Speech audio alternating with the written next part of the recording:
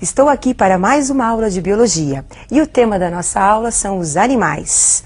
E eu preparei uma questão para vocês para desenvolver durante essa aula.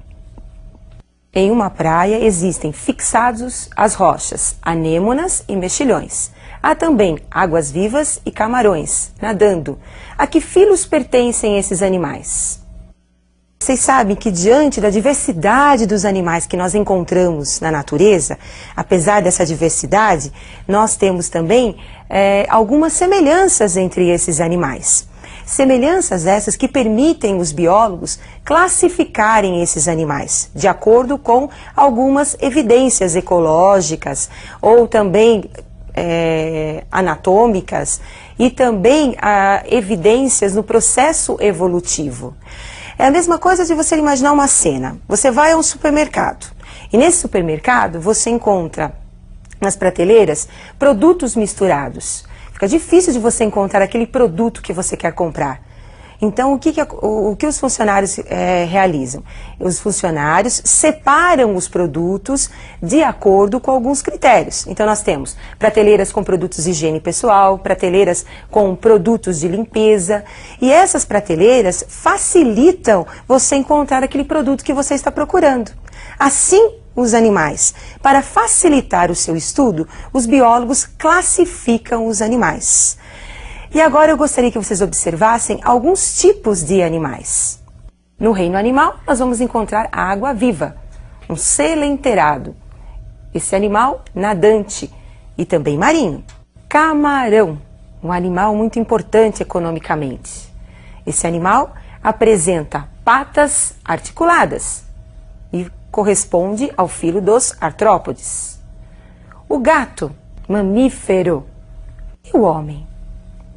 De acordo, então, com esse grupo diverso de animais que foi apresentado nas figuras anteriores para vocês, como é que nós vamos classificar? Vocês viram as diferenças que existem entre esses animais, mas nós podemos encontrar algumas semelhanças entre eles. Com isso, agora, eu gostaria que vocês acompanhassem um dos animais que nós escolhemos para classificar. Observe agora a tabela. Todos esses animais estão dentro do reino Animalia. Reino de todos os animais. No caso do gato, ele pertence ao filo, que é o filo do Chordata. Além do gato, nós temos também o homem. Dentro do filo Chordata, nós vamos encontrar o subfilo, que é o subfilo Vertebrata, dos animais que apresentam vértebras.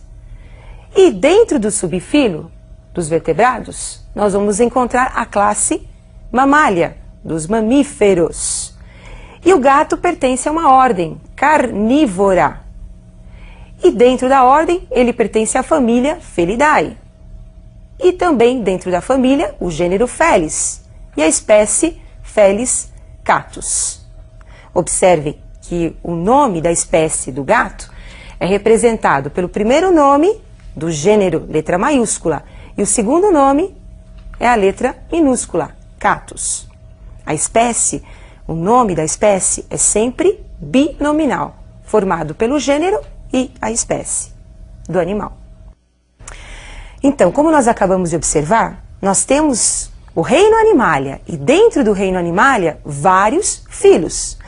E você precisa conhecer os principais representantes desses filos.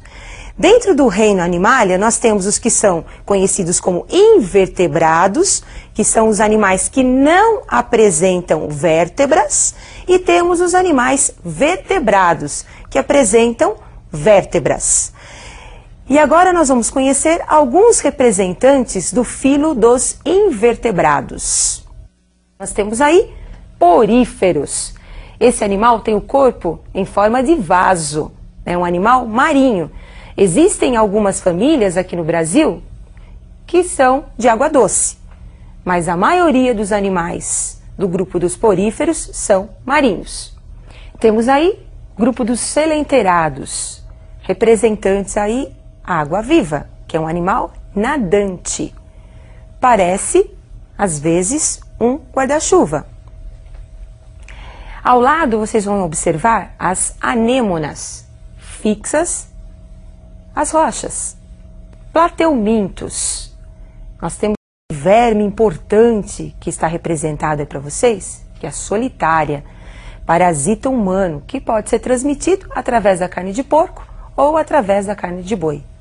Temos aí, próximo filo, Askelminthos. Também pode ser chamados de nematóides.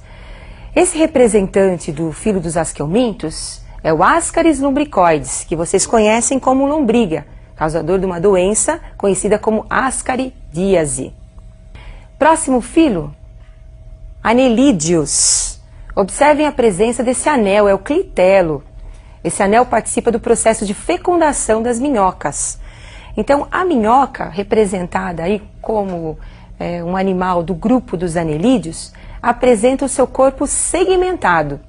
Nesse grupo, nós vamos encontrar os dois sexos no mesmo animal. Então, esse animal é conhecido como hermafrodita, ou também um animal monóico. Nós vamos encontrar o sexo feminino e o masculino juntos no mesmo animal. Filo dos moluscos. Principal característica desses animais é o corpo mole. E este animal que vocês estão observando, que apresentam duas conchas, é um animal bivalva, uma ostra. Protegendo a parte interna do animal, esta ostra é secretada. E ao lado vocês estão observando um polvo. O polvo é um animal cefalópode, porque apresenta a cabeça bastante desenvolvida. Esse animal não apresenta concha, como vocês estão observando. Ele não apresenta nem interna e nem externa sua concha. Filo dos artrópodos. Representando aí o filo dos artrópodos, você tem o camarão, que de uma importância muito grande, a parte econômica, e também vocês estão observando o siri. Característica principal desse grupo são as patas articuladas. Esses animais também apresentam um exoesqueleto bem desenvolvido. Nós temos agora o filo Echinodermos, representante a bolacha da praia. Muitos alunos encontram esse animal, bolacha da praia, e confundem com a estrela do mar, mas essa é a bolacha da praia. Outro representante, o ouriço. Esse representante dá para nós observarmos a principal característica dos equinodermos, que é a presença de espinhos cobrindo o corpo do animal. Equino é espinho na pele do animal. Então nós acabamos de estudar os principais representantes dos grupos dos invertebrados. Observem que nós colocamos as principais características, tem que se aprofundar aí para conhecer um pouquinho mais sobre esses animais. Mas é só para você aí de casa ter uma noção de quais são os representantes do grupo dos invertebrados. Mas agora nós vamos conhecer também os representantes dos grupos dos vertebrados, que são aqueles animais que apresentam vértebras. Esses animais estão num grupo maior, que é o grupo dos cordados, que são os animais que apresentam fendas branquiais, apresentam notocorda e apresentam também tubo nervoso dorsal, como é o nosso caso. Observe então os representantes desse grupo. Os cordados têm os protocordados, que são os primitivos. São os animais mais simples, os cordados mais simples. O representante aí é o anfioxo, muito utilizado na embriologia. Os vertebrados nós temos então o ciclostomado. Observe a boca circular desse animal. É um animal marinho que parasita os peixes. Nós temos dentro do grupo dos peixes os que são classificados como cartilaginosos, como o tubarão, a raia e o cação. E nós temos os peixes ósseos, como a sardinha, o lambari. Anfíbios. Esse animal é um animal de transição, onde nós vamos ter a vida aquática servindo apenas para o seu processo de reprodução. E a partir da fecundação na água, nós vamos ter o desenvolvimento larval, que é o girino, e com isso o animal começa a se desenvolver no ambiente terrestre, mas ainda depende da água para o processo de reprodução. Então é um animal que tem uma vida ambígua. Répteis. Então nós temos um representante aí dos répteis, tartaruga. Não podemos esquecer que esse grupo são os primeiros conquistadores do ambiente terrestre. Eles apresentam algumas características como a pele seca, justamente para suportar a temperatura ambiental. As aves, então representando aí as aves, nós temos os animais que apresentam a característica da presença de penas. Esses animais também apresentam uma característica de homeotermia, são animais de sangue quente. Homeotérmicos são os animais cuja temperatura corpórea é constante. Temos os mamíferos, representando os mamíferos, os golfinhos, representando os animais aquáticos. Além dos mamíferos aquáticos, nós temos também os mamíferos terrestres, os mamíferos voadores.